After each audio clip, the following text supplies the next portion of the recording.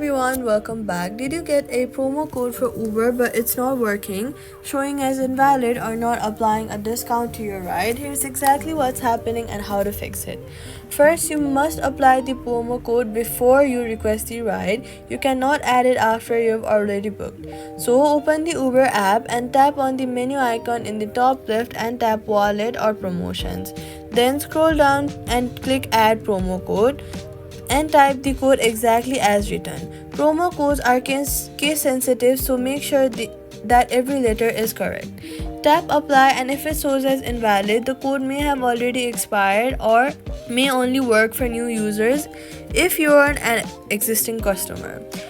Now, read the terms of the promo code carefully. Most have restrictions like first ride, only specific cities, or specific ride types.